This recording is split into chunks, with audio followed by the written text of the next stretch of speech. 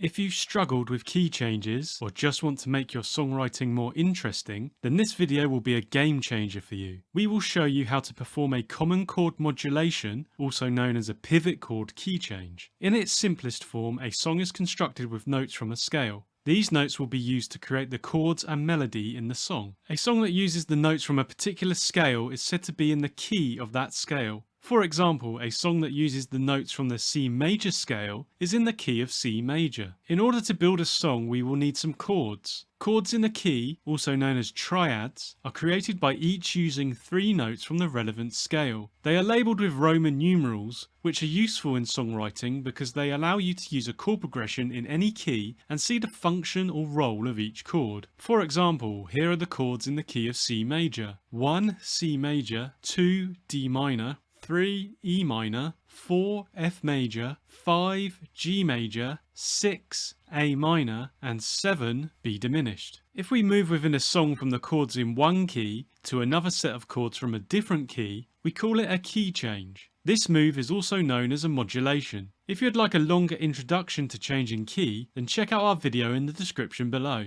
One of the most popular ways to change key is called common chord or pivot chord modulation. As the name suggests, this involves finding a chord that 2 keys share and using it to modulate or pivot between keys. You are free to hunt down shared chords between keys and use them to modulate however you like. But a few strategies can make the chords easier to find and the modulation sound smoother and more effective. We'll start by using the circle of fifths. The circle of fifths is a commonly used diagram in music theory. It shows the relationship between all of the notes in Western music and has a lot of applications. We have a video in the description if you'd like to learn more about it. You can see the circle actually has 2 circles. Think of the outer circle as the major keys and the inner circle as the minor keys. So at 12 o'clock on the outer circle we have C. Think of this as the C major key, which has the chords we discussed earlier. Directly below this is A. Think of this as the A minor key. It has exactly the same chords as the C major key. These are called relative keys. We won't go into further info about this here,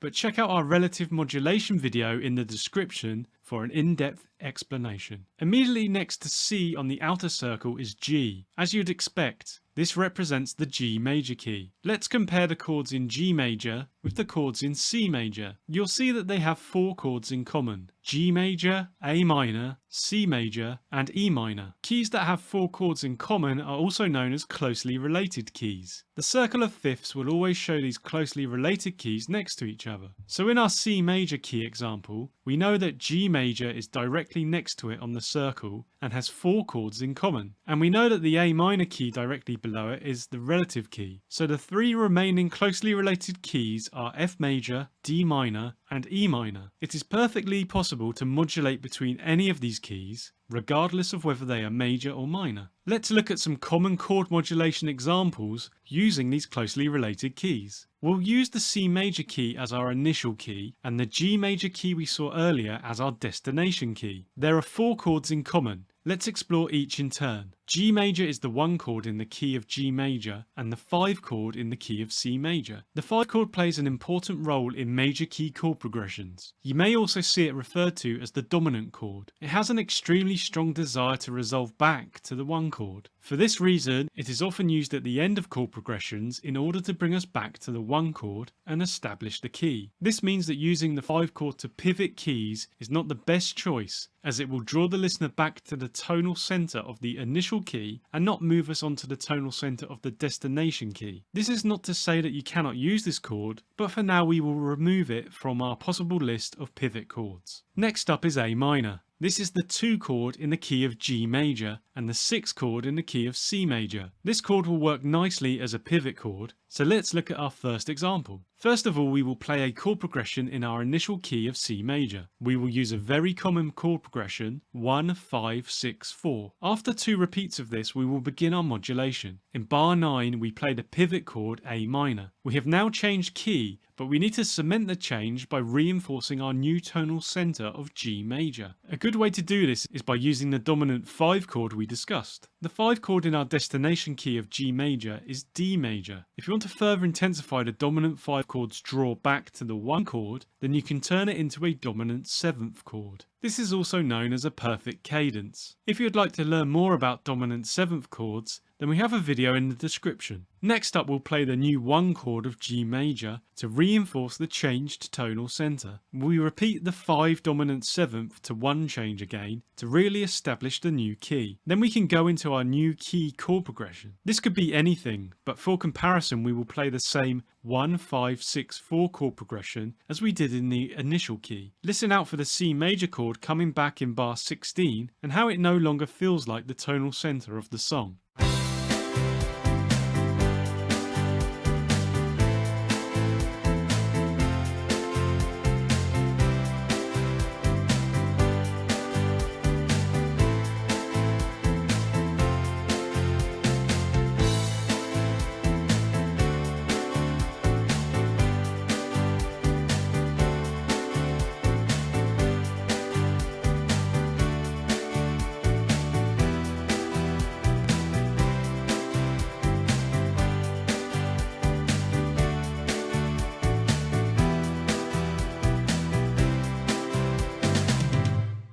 Let's look at the third shared chord between the keys of C major and G major, the C major chord. The C major chord is the 1 or tonic chord in the key of C major, so your first thought may be that it won't be useful as a pivot. But it is also the 4 chord in our destination key of G major. The 4 chord is also known as the subdominant. It can draw us back to the 1 chord, albeit in a weaker way than the 5 chord. You may see the 4 to 1 change called the plagial cadence or amen cadence. How can we make this modulation work? We'll start by using the 1, 5, 6, 4 progression twice as before in the key of C major. In bar 9 we'll play our pivot chord C major. Then in our new key we'll play the 5 dominant 7th chord again to lead us to the new 1 chord G major. Pairing the 4 chord with the 5 chord further intensifies the cadence, firmly establishing the new key. Once in the key of G major, we use the same techniques as in the previous example, using 5 dominant 7th chords moving to 1 before getting into our destination key chord progression. As before, listen out for the changing role of the C major chord.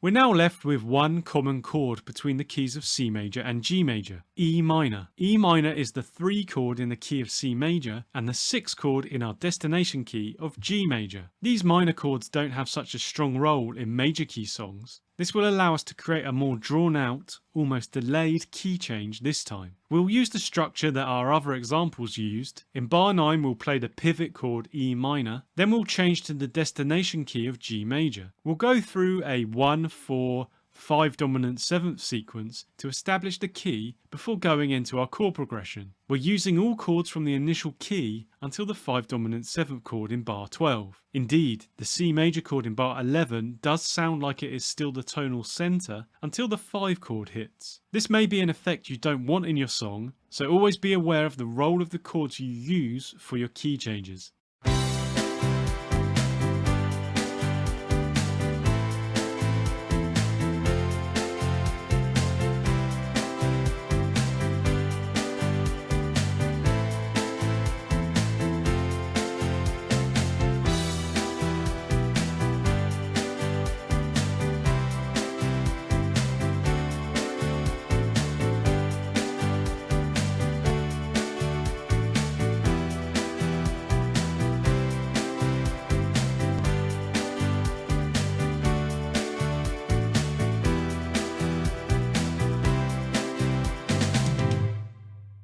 You're now armed with enough technique to use a pivot chord between any major keys. You just need to be aware of the role of each chord in its initial major key and destination major key, and you should be able to construct a key change. It's worth noting that as you move further away from your chosen key on the circle of fifths, then the keys will have fewer chords in common. But as long as you establish the role of the chord in each key, in other words its Roman numeral, you should be okay. As we mentioned earlier, you can also change from major keys to minor keys and vice versa. As before, we're looking for chords in common to use as a pivot, but minor keys come with a few more complications that it is worth briefly looking at. We once again want to establish the destination key after our modulation. In natural minor / Aeolian keys, the 1, 4 and 5 chords are minor chords. The 4-to-1 plagial cadence still works, so you could consider using that to reinforce your new tonal center. For the strongest reinforcement, you will often see the major 5 dominant 7th to 1 change. This uses the major 5 dominant 7th chord rather than the minor 5 chord. For an in-depth explanation of the reasons behind this, check out our parallel key change video in the description. Let's look at an example. We'll use the closely related C major and E minor keys. There are several pivot chord options, but we'll use A minor, which is the 6th chord in our initial key and the 4 chord in our destination key. As before, we'll start with the 1, 5, 6, 4 progression in C major. In bar 9, we'll use our pivot chord A minor. Once we've changed key, we'll use the major 5 dominant 7th chord and the destination key 1 chord to establish our new minor key. Then we go into the same chord progression as before. Listen out for the use of the minor 5 chord in the main chord progression.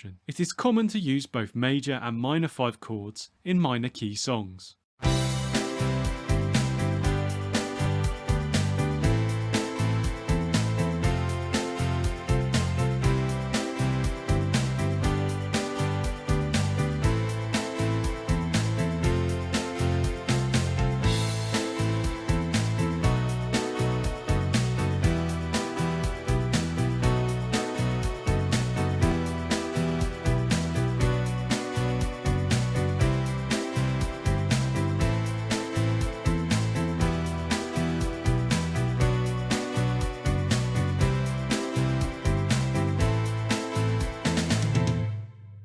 We've looked at several pivot chord ideas and techniques, which means you should now be able to create a common chord key change in your own songwriting. But we've used the same chord progressions throughout. Let's now consider a more real-world example. We'll take the full song we created in our major key masterclass and consider some pivot chord modulations to generate new interest. The full video showing how the song was created will be linked at the end of this video, but for now, we'll listen to the original song.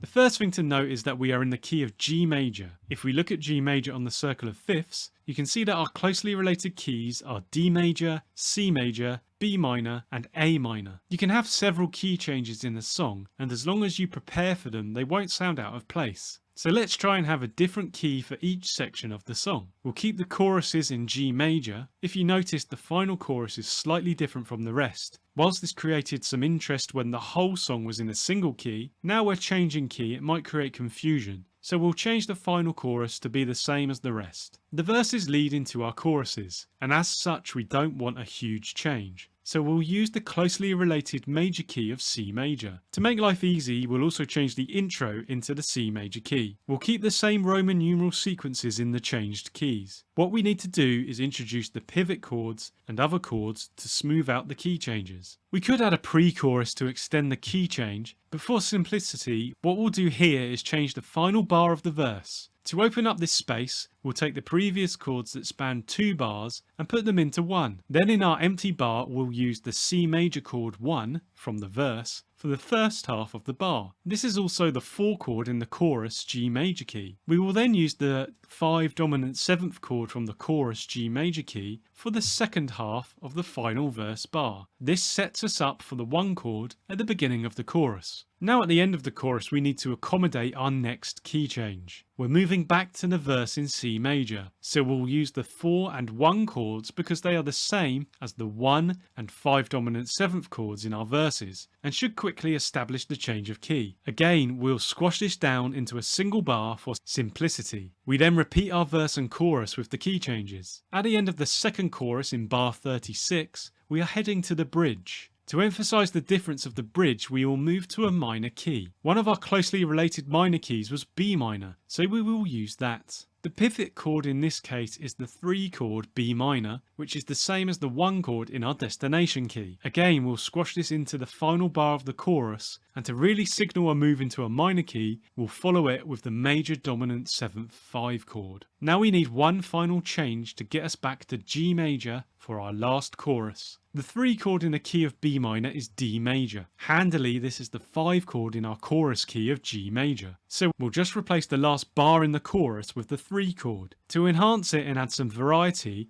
we will split it in 2. The first half will be the standard D major, and the second half will be the D dominant 7th to take us back to the key of G major for the chorus. As you can now see, there are so many considerations when planning key changes. It can become a bit overwhelming. So the best approach is to first see if your song even needs a key change. If you think it does, start with a single simple change and go from there. If you experiment and find something that works, then use it. Don't worry about rules. Everything we cover is purely for inspiration. Let's now listen to our revised song.